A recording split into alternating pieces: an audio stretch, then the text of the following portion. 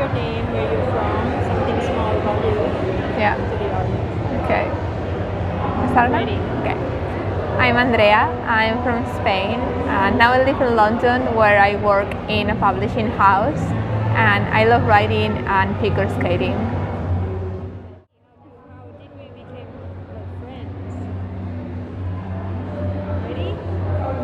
So I first met you during my MA. We both studied publishing in Kingston University, and we just started like eating out together, going on trips together, just doing a lot of things together, and now we are best friends. And we are the two last from our very big friend group that are still in the UK. All of our friend group was just international students, and one by one they started going back to their home countries. So now it's only the two of us.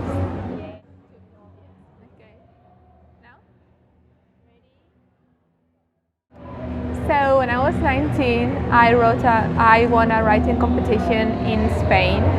I wrote a YA novel about anorexia, which was an illness that I had since I was 16. And it kind of became viral. It sold a lot of copies in Spain and Latin America. I wouldn't say I'm a celebrity, but I have been recognized a couple of times in like Starbucks, bookshops. Here in London. Here in London once, in Waterstones. When I lived in Spain, a couple of times I would go on Instagram and had like private messages. So, oh, I think I saw you here, and I had been there. So that was a bit, I don't know, that was cool, but also a bit weird. And thankfully I continued to write and to publish. So now I'm about to publish my 7th book, and that's really, really exciting, and I'm so happy about it. Can you tell me the name of the book that you're publishing? Yeah. The last book that I'm going to publish is called La Chica de Hielo, which means girl made from ice. And it also treats topics of mental health, of sexual abuse in sports, of feminism. So it's still YA, but it's a bit more adult and a bit more difficult and challenging, I would say. Where can you buy it? You can buy it, if you're from outside of Spain, you can buy it on Book Depository, which send books internationally without extra charges. And it's also on Amazon, on a lot of other like big bookshops like FNAC, El Corte Inglés, La Casa del Libro. Many books and have so many ideas to get it published. What is the secret and how easy it is to write?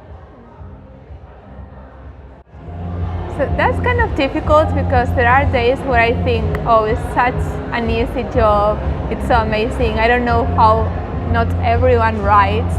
And there are other days when I am like, oh, writing is so difficult. People don't realize how much work goes behind it, because it's not just like getting in front of the computer and typing. Like there's so much about world building and like crafting the story and making sure that the structure makes sense and that the characters feel real and that the dialogue sounds like real people talking.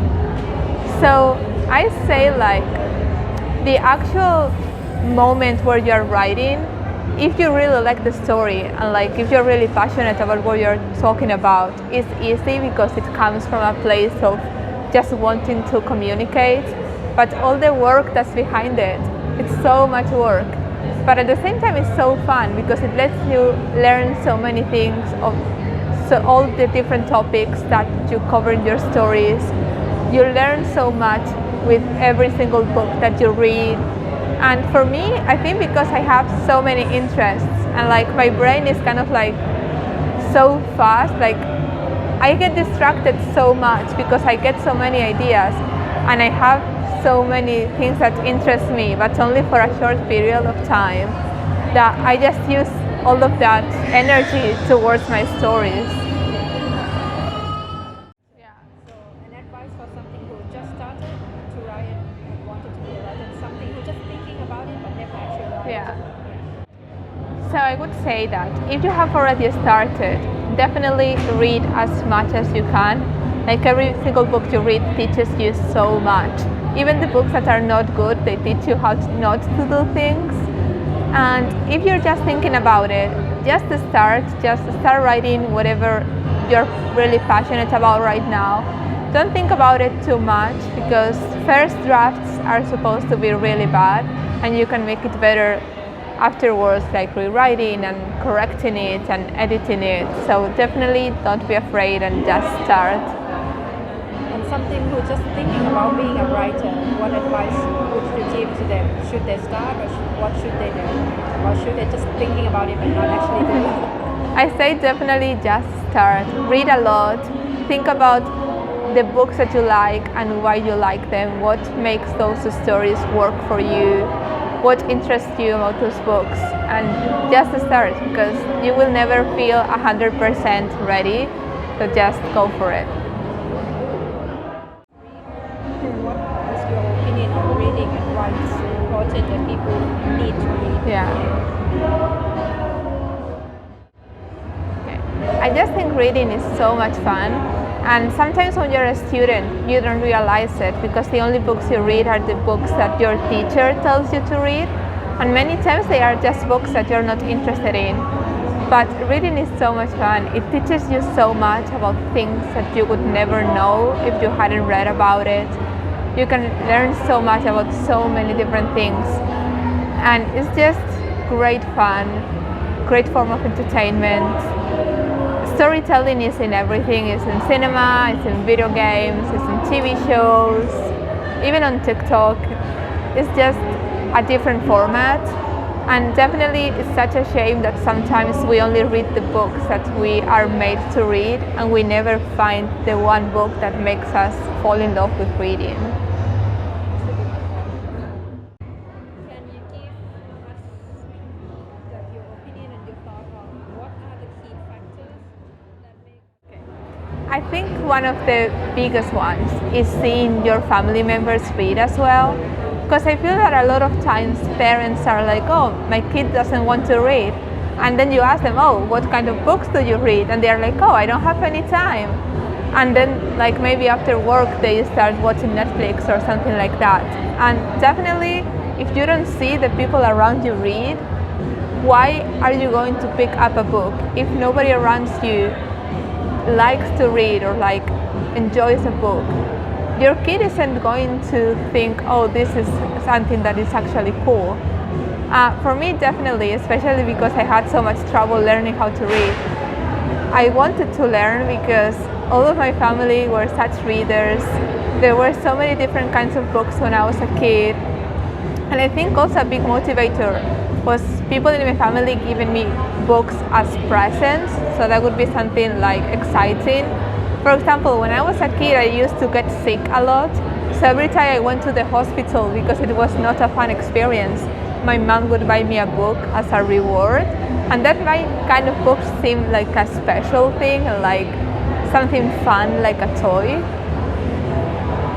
So you need to read Yeah. children to make them happy. Yeah, and like to see that it's something nice and cool, and like so many different books. Like if you don't like one book, that's okay. Like even big readers don't like every book. There are books that are boring, but that doesn't mean that all the books are. What about the books in Spain? Okay.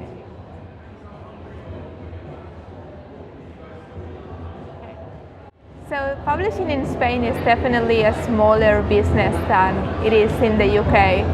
But it's a very exciting moment right now. We have a couple of really big publishing houses, but every year we have new independent emerging publishing houses that are just built from the passion to publish books and publish different kinds of books.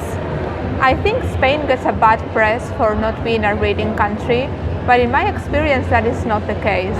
A lot of people read in Spain, a lot of young people love to read, and there are so many communities around reading in Spain with teenagers, which I think is so exciting. Every time there are like new YA books published in Spain, there are so many teenagers that just organize like meetups and book signings and stuff like that. It's a very vibrant atmosphere. and it's so active on social media, and it's so cool. It's a very exciting movement that is happening. And I think now publishing in Spain is so exciting. There are so many young authors, I think much more than in English and American publishing, like a lot of authors that are barely in their 20s, some of them even teenagers.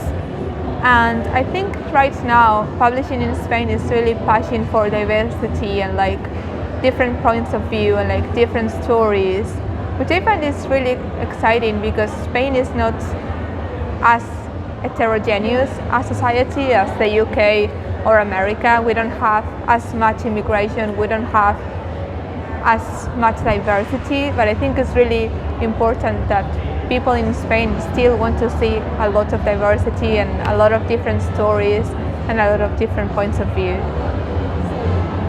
Sounds like the trending in Spain now is the books about YA or novels, Yeah. right? That are like popular right now. Yeah, they're very popular. I think, Can you repeat that? yeah, right now in Spain, I think one of the trending genres is YA, and I think with COVID especially, kind of like more light-hearted, like funny stories are trending. So before you saw a lot of like really popular books. Some of them were fantasy, others were like dramas.